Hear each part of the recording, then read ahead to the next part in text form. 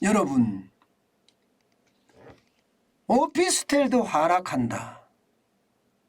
이 말은 집값이 하락을 하는데 오피스텔도 이제 하락하기 시작했다, 이런 뜻이에요. 사실 오피스텔은 여러분 알다시피 이게 1가구 2주택의 규제를 받지 않기 때문에 많은 사람들이 샀어요. 네.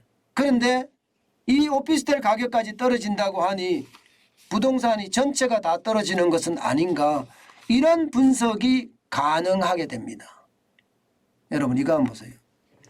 8월 수도권 오피스텔 매매 가격 지수입니다. 마이너스 0.05%예요. 뭐 마이너스 0.05% 별로 떨어진 것도 아니네, 이렇게 이야기할 수는 있지만요, 이 수치 자체가 하락한다는 자체가 2020년 11월 이후 1년 9개월 만에 하락세를 기록한 숫자입니다. 그렇기 때문에 여러분 이것은 어떻게 생각하면 부동산 시장에 또 하나의 변화가 있다는 이야기예요. 금액도 달라졌습니다. 오피스텔 수도권 평균 매매 가격이 지난 7월에는요 2억 3,259만 원이었거든요. 그런데 8월에는 2억 3,251만 원이에요. 8만 원가량 떨어졌습니다. 8만 원가량. 그러니까 지금 오피스텔 가격이 떨어진다는 이야기가 되는 거네요. 야, 이게 시장에는 어떻게 생각하면 이게 뭐 충격이 될 수도 있다, 이런 생각을 할 수밖에 없습니다. 자, 구체적으로 볼게요. 보시는 것처럼 말입니다. 수도권은 지난 10월에 0 보합세를 기록을 했습니다. 근데 8월에는 마이너스 0.01%가 떨어졌죠. 지금까지 올해 들어서서 수도권의 오피스텔 매매 가격이 떨어진 적은 없습니다.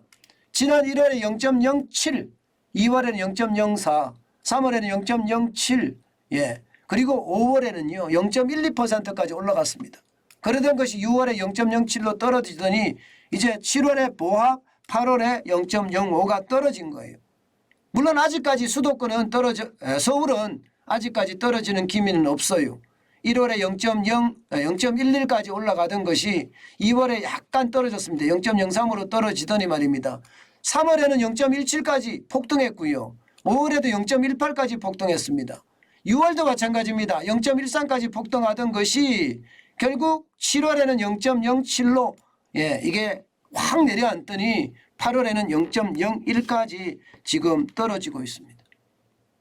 이것은요 결국 이제 집값이 떨어지는 것에서 오피스텔로 옮겨 붙었다. 오피스텔로 옮겨 붙었다는 것은 상업용 부동산에도 지금 영향을 미쳤다, 이렇게 해석될 수 있는 부분입니다.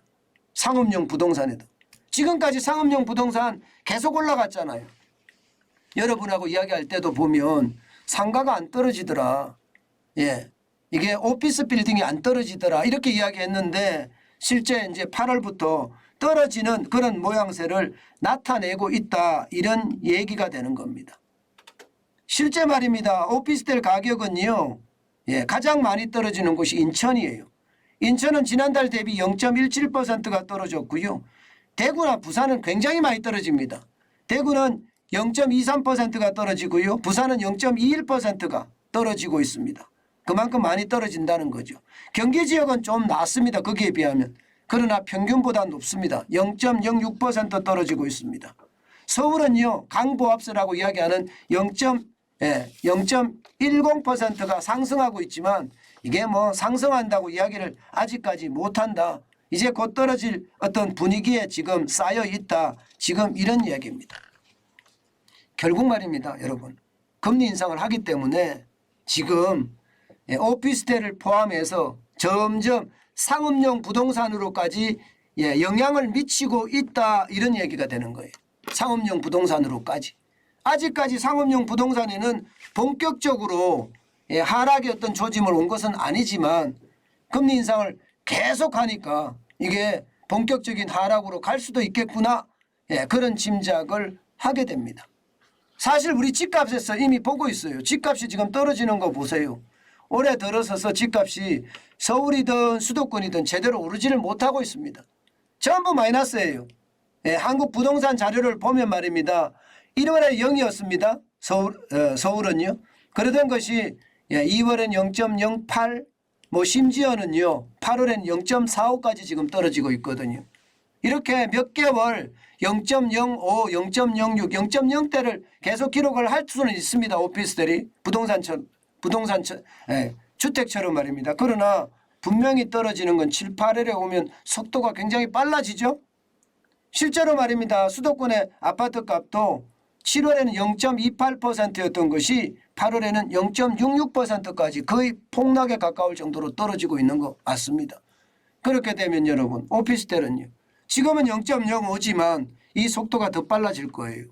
더 빨라질 거예요. 게다가 지금 통화량이 굉장히 많이 늘어나서 돈의 여유는 있다고 하지만 많은 사람들이 부동산에 대한 어떤 깊이가 굉장히 심해져요. 다시 말해서 심리가 깨진다는 뜻이에요. 심리가 깨진다는 뜻은 여러분 많은 사람들이 나 부동산 투자 안 할래. 그거 팔아서 아예 정기 예금 집어넣을래. 뭐 이렇게 된다는 해석도 가능하게 됩니다. 그만큼 여러분 시장의 변화 굉장히 뚜렷해지고 있습니다. 제가 여러분들에게 지표를 가지고 계속 설명을 드렸는데 그 지표들이 우하향하고 있는 모양새. 이제는 아파트에 이어서 말입니다. 오피스텔 더 나아가서는 상업용 부동산까지도 우하향하지 않겠느냐 하는 게 지금 시장의 전망입니다. 그만큼 부동산은요 많이 떨어지고 있다 이런 얘기예요. 문제는 연착륙해야 되잖아요. 집값이 떨어지더라도 서서히 떨어지면서 경제에 큰 타격을 주지 않고 이게 떨어져 줘야 되는데 경착륙이 될까 두렵습니다. 이게 훅 하고 떨어질까 말입니다. 그렇게 떨어지면 경제에 미치는 영향은 어마어마해지거든요. 그런데 지금까지 나오는 지표를 봐서는 연착륙보다는 경착륙에 가깝습니다. 왜냐하면 지금 금리를 대한민국도 10월 달에 10월 14일입니다. 아마 0.5% 빅스텝을 단행하지 않겠느냐 그런 예상을 하고 있으니까요. 그래서 점점 더 두려워지는 상황이 되지 않겠느냐 그런 예상 지금 하고 있습니다.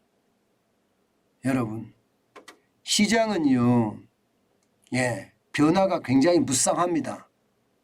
언제든지 바뀔 수 있는 게 시장이긴 해요. 그래서 버티는 분들도 계시기는 합니다. 그렇지만 분명한 것은 부동산에 대해서는 팔지 말라 이렇게는 말씀을 안 드리겠습니다. 내가 내 집 하나 가지고 있으면 그냥 오르든 내리든 상관없으니까 그냥 쭉 가져가는 게 정상일 거고요. 집이 많아서 이자에 대한 부담이 엄청나게 크면 한두 채는 팔을 수도 있는 거고 뭐 그렇다고 생각을 합니다. 어쨌든 대세 큰 흐름이 큰 물줄기가 지금 떨어지는 쪽으로 가고 있다. 그것은 계속 말씀드리지만 확연해지고 있습니다. 거기에 대한 대비책도 여러분 하나씩 마련해 가야 됩니다.